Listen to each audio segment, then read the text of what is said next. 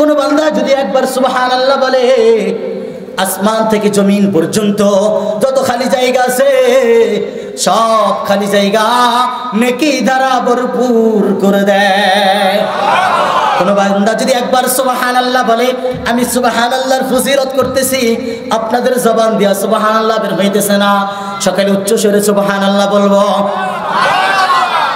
আল্লাহ তাআলা যখন সমস্ত মাখলুককে ডাকলেন, ভাই আমার এই কোরআনকে নিবানি, আমার এই দামি কোরআনকে নিবানি, আসমান আল্লাহকে বলতেছে, আল্লাহ আপনার এই দামি কোরআনকে, আপনার এই সম্মানিত কোরআনকে নিয়ে চলবার ক্ষমতা আমি আসমানের নাই।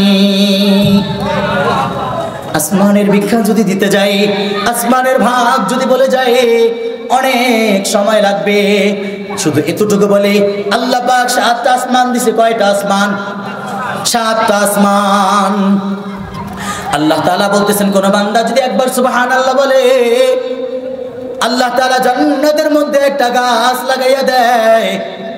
ওই গাছের শুরু কোথায় শেষ কোথায় এতটুকু জানা যায় না, শুধু এতটুকু বলে মুফাসসিরিন কিরাম, একবার সুবহানাল্লাহ বলার কারণে একটা শক্তিশালী উট যদি না খাইয়া, না জিরাইয়া, না বিশ্রাম নিয়া দৌড়ানি শুরু করে, দৌড়াইতে দৌড়াইতে দৌড়াইতে 500 বছর দৌড়ায়, তাহলে এই গাছের ছায়া শেষ করতে পারবে না একবার সুবহানাল্লাহ বলার কারণে। সুতরাং এই আসমান আল্লাহকে বলতেছে, আল্লাহ আপনার এই কোরআনকে নিয়ে চলতে পারবো না। আল্লাহ পাকের দ্বিতীয় মাখলুক জমিন, আরজনাল আমানাত আলাস সামাওয়াত ওয়াল আরদি ওয়াল জিবাল। আল্লাহ পাকের দ্বিতীয় মাখলুক জমিন। ওই জমিনকে ডেকে ডেকে বলতেছে, জমিন আসমান স্বীকার করলো আমার কোরআনকে নিয়ে চলবার, তুমি জমিন পারবানি। এবার জমিন আল্লাহকে বল, আল্লাহ আমার চেয়েও হাজার হাজার শক্তিশালী, আমার চেয়ে কোটি কোটি শক্তিশালী ওই আসমান। ওই আসমান অস্বীকার করলো। আচ্ছা তুমি বলো না, আমি জমিন কি করে পারি? আল্লাহ পাকের জমিন অস্বীকার করলো, আসমান অস্বীকার করলো, জমিন অস্বীকার করলো।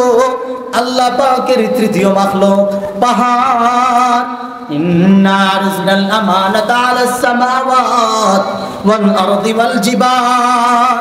তৃতীয় মাখলুক পাহাড়। এবার ডাকে ডেকে বল, আল্লাহ পাহাড়কে ডেকে ডেকে বল, আল্লাহ বলতেছে, রে পাহাড় আমি তোকে অনেক শক্তিশালী ভাবি, তুই অনেক দামি। আসমান অস্বীকার করলো কোরআনকে নেওয়ার জন্য, আমার জমিন অস্বীকার করলো কোরআনকে নেওয়ার জন্য। তুমি পাহাড় পারবানি। আমরা দুই চোখে যে পাহাড়গুলো দেখতে পাই চট্টগ্রামের মাটিতে বা বিভিন্ন জায়গায়, ওগুলা মূলত পাহাড় না। আমরা যখন কাঠের মধ্যে প্যারাক মারি, মারি কি মারি না? আরো জোরে বলে, মারি কি মারি না? আচ্ছা ওই কাঠের মধ্যে পুরা ডুব উপরে থাকে না নিচে থাকে?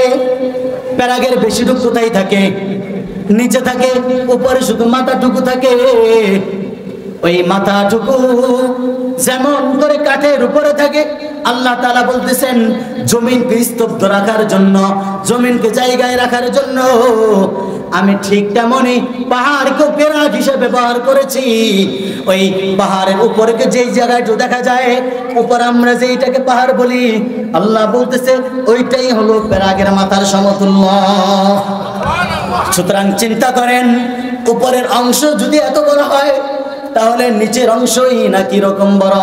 বলিন আল্লাহু আকবার। আরো জোরে বলিন আল্লাহু আকবার।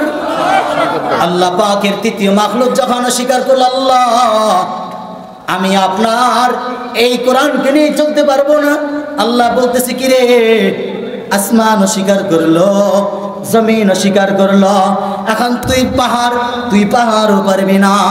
আল্লাহ পাকের কুদরতি জবানটা কালো হয়ে যায়, আল্লাহ পাকের গুসা মনটা ভরে যায়। এবার ডেকে ডেকে বলে, এরে মানুষ তুমি পারবানি। আসমান তো স্বীকার করলো, জমিন স্বীকার করলো, পাহাড় স্বীকার করলো। এবার তুমি বলো না মানুষ তুমি পারবানি, মানুষ দেখতেছে আল্লাহ পাকের জবানটা মুখটা কালো, মানুষ চিন্তা করতেছে আমি কোরআনকে নিয়ে চলতে পারবো কি পারবো না সেটা পরে দেখা যাবে। আমার আগে কাজ হলো আল্লাহ পাকের কুদরতি জবানে হাসি ফুটাইয়া নে, তাই না? সুবহানাল্লাহ, আরো জোরে বলি সুবহানাল্লাহ।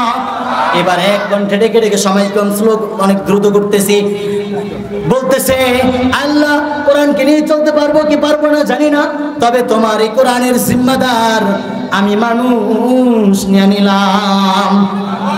আল্লাহ পাক বলতেছে কি রে এত শক্তিশালী, আসমান পারলো না, জমিন পারলো না, পাহাড় পারলো না, তুই মানুষ পারবি কি পারবি না চিন্তা করলি না, তুই এক চান্সে নিয়ে গেলি। আল্লাহ আমার কাজ ছিল নিয়ত করা, আশা পুরানো, এবার আশা পরিপূর্ণ বাস্তবায়ন করা আপনার দায়িত্ব। শুধু একটা ঘটনা বলে শেষ করে দিচ্ছি। আমাদের গ্রামে গঞ্জে আমাদের যখন নাই নাতি আছে, আমাদের সাথে কৃষি কাজে যায়, খেতে যায়, আমরা যখন ধান কাটি, ধান কাটার পরে ফোজা বান্ধি, বান্ধার পরে এই ছোট নাতিটা ও বলতেছে দাদা এই ফোজাটা আমার মাথায় উঠায় দাও, বলে কি বলে না? আচ্ছা বলেন না, বলে কি বলে না? এবার এই বলেন তো এই বাচ্চা পারবে? পারবে? পারবে? বাচ্চা পারবে কি পারবে না চিন্তা করে নাই, বলতেছে আমার মাথায় উঠায় দাও, কিন্তু অনেক পিড়াপিড়ি পরে তাকে তো মানানো যায় না। এবার তার মাথার উপর উঠাইয়া উপর থেকে দাদা ভাই দুই হাত দিয়া ফোজাটা উঠায় রাখছে যাতে করে মাথার উপরে ভার না পড়ে। এবার ডাইকা ডাইকা দৌড়াইয়া দৌড়াইয়া যায়, হই হই কইরা রই রই কইরা বাসার দিকে যাইয়া দাদু কেটে কেটে বলে দাদু দেখো না আমি কত বড় একটা ফোজা নিয়ে আসলাম, আচ্ছা বলেন তো ফোজাটা কে নিছে?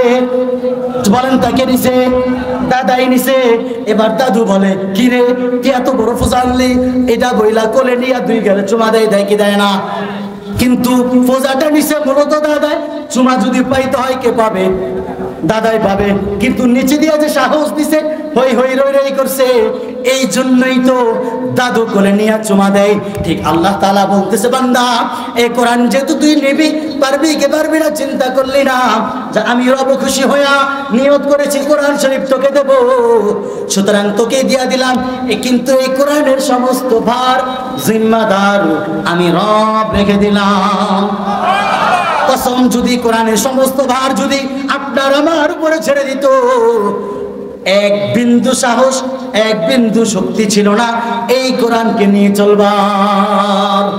সুতরাং এই কোরআনকে আমাদের বুক থেকে যারা ছিনিয়ে নেবে, এই কোরআনকে যারা আমাদের মধ্য থেকে ছিনিয়ে নিতে চাবে, প্রয়োজন আমাদের জীবন বিলিয়ে দেব, তারপরেও কোরআনকে জয় করে ছাড়বে ইনশাআল্লাহ। আরো জোরে বলেন ইনশাআল্লাহ। আল্লাহ তাআলা আমাদের সকলকে কোরআনের উপরে আমল করে বুঝে শুনে চলবার তৌফিক দান করুন, আমিন।